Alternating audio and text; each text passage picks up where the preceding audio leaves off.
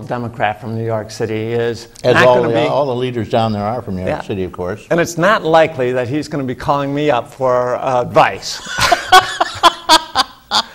And so the question is, how can I actually accomplish this? I think it's a great idea. It's something we desperately need. It lays a foundation for the tax cuts that will help everyone. How do I actually accomplish it? And I think, believe it or not, that the budget crisis we have now opens the door. It's a narrow opportunity for us to actually accomplish this.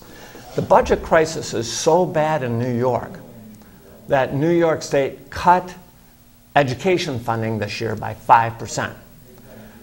It's so bad that the state was talking about furloughing state employees 1 day a week, which would be a 20% cut in their salaries.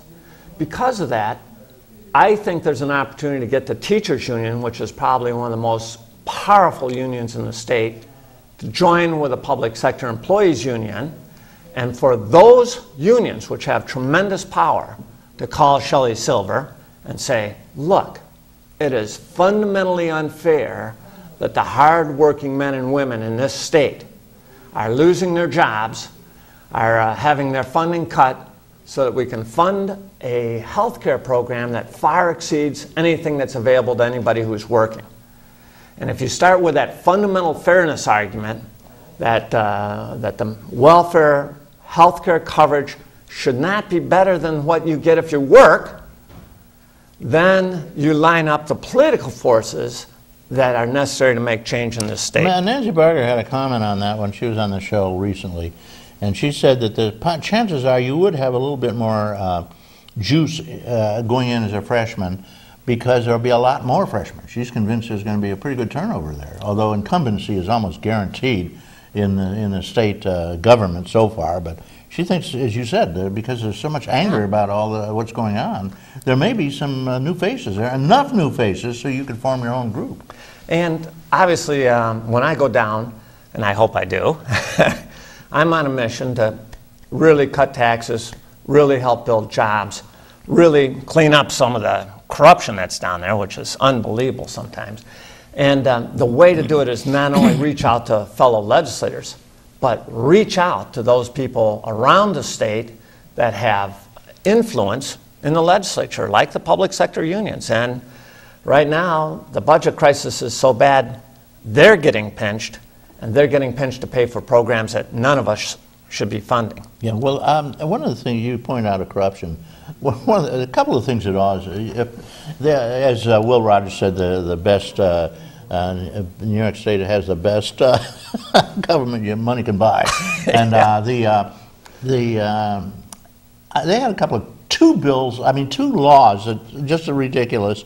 One was, for many years you could not buy simple eyeglasses, just a simple little eyeglasses, magnifying glasses. You had to go to an oculist. He'd charge you $30. That's back when. I mean, they changed that a while back. But obviously, there's been a payoff here. Everybody in the country could go to the local drugstore for $1, buy a pair of, just reading glasses. You had to go to an oculist. They could not. It was illegal to sell them in New York. Somebody's paid off. Secondly, one of the other things that got to me was you could not buy, for many years, that flea stuff preventer you put on your dog or your cat. You had to go to a veterinarian to buy it. Well, guess who's paying them off, of course? Every other state in the union, you could go to the local drugstore or your local, not even drugstore, just your department store, and get the flea prevention stuff.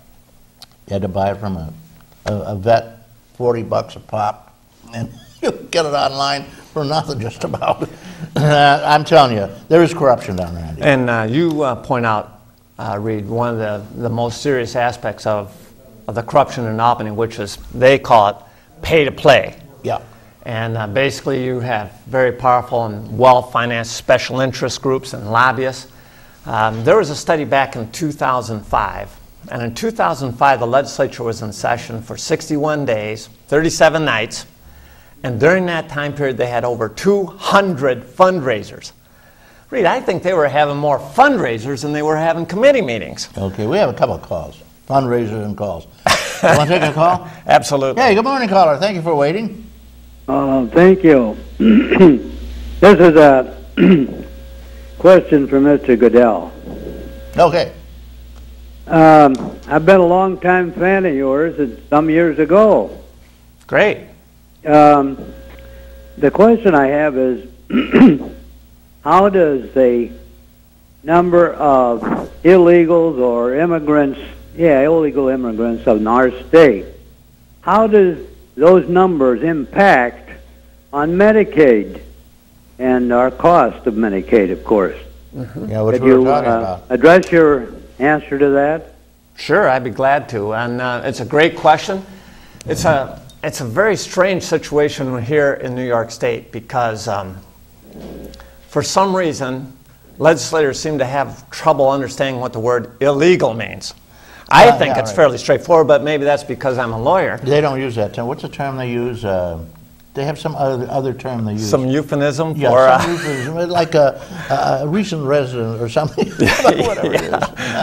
A foreign national, maybe. Yeah, I don't know. Whatever it might be, you know. But, I think the law is very clear that if you're an illegal alien, you should not be eligible for Medicaid. You should not be eligible for any government support. In fact, you shouldn't be here. That's why it's illegal alien.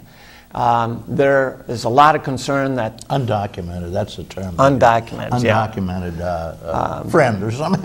Yeah, and there's a lot of concern that there are a significant number of illegal aliens that are accessing Medicaid. And the numbers that I've seen are in the millions of dollars in terms of the cost to New York State taxpayers.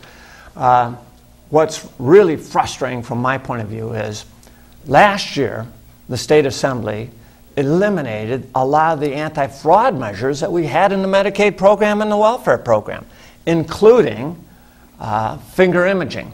Now, finger imaging, you just come in, you put your finger on a little spot. You see it now on some of these laptops. The computer takes a quick read of your fingerprint. And when the state used to have that, it was a very effective tool for eliminating any illegal immigrants from getting any benefits, or for that matter, convicted felons or anyone else. In fact, when Pataki first put that program in, the welfare caseloads dropped about 30%. It also prevents somebody from collecting multiple checks using different names. Last year, the State Assembly eliminated that requirement. They said that it was so successful we didn't need it anymore. Can you believe that, Reed? Well, also it prevented people from selling their food stamps and things like that, too. Exactly. I mean, there's a lot of funny business going on in the subculture. Yep, and immediately our welfare caseloads started going back up.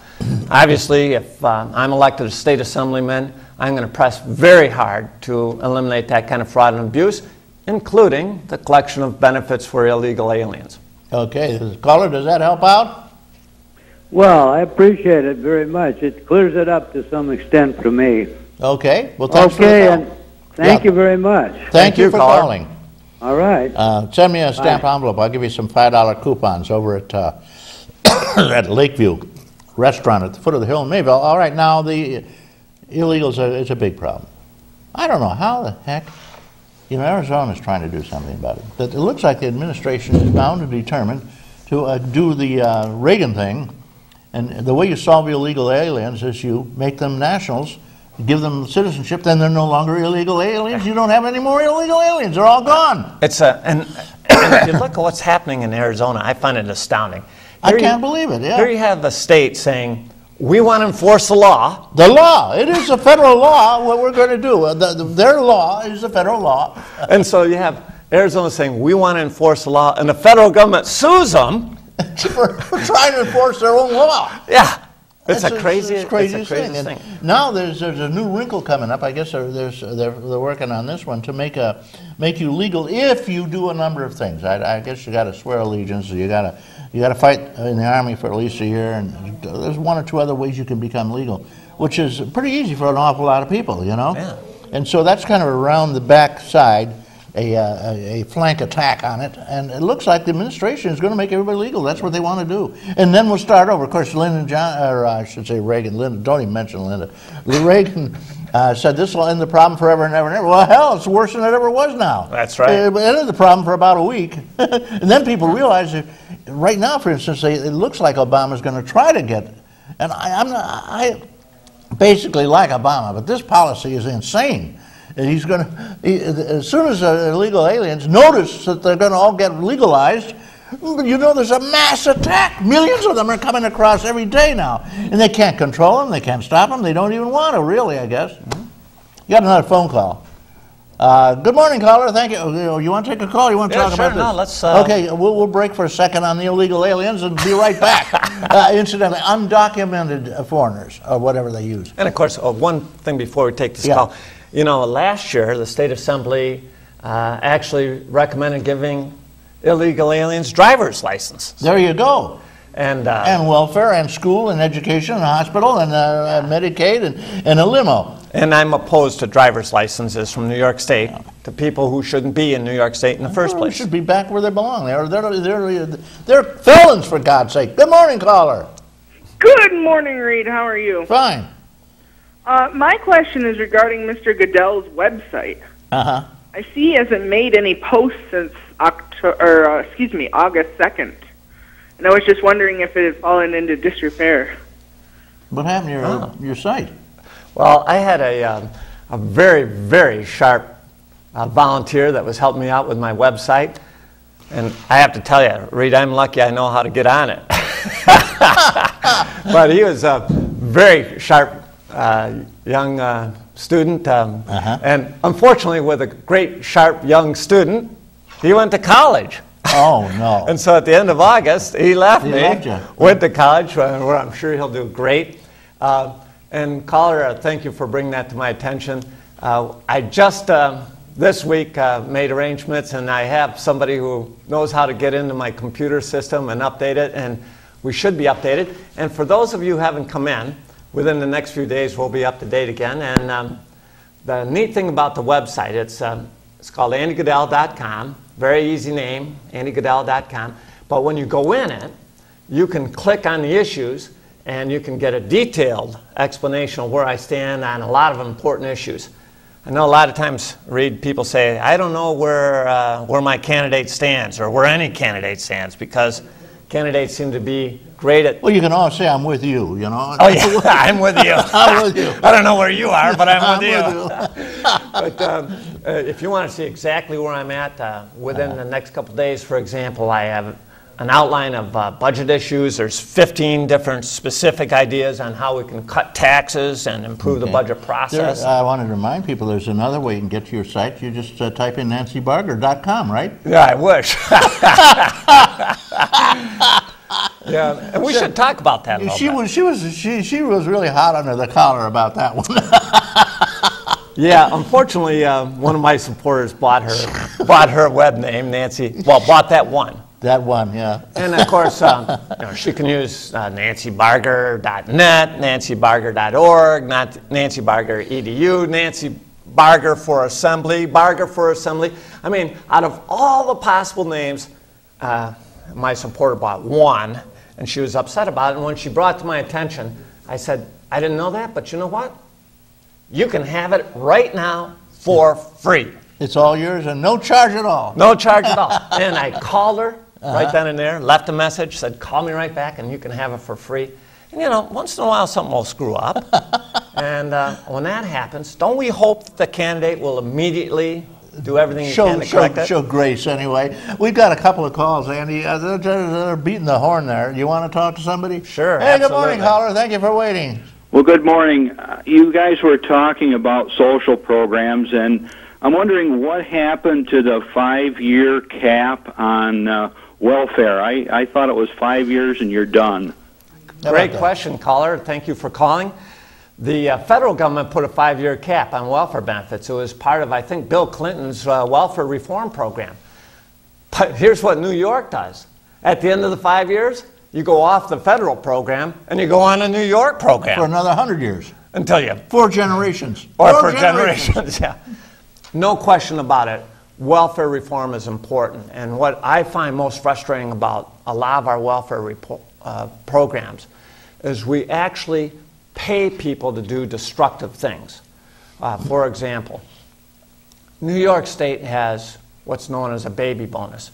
If you're on welfare and you get pregnant, New York State will actually start paying you cash.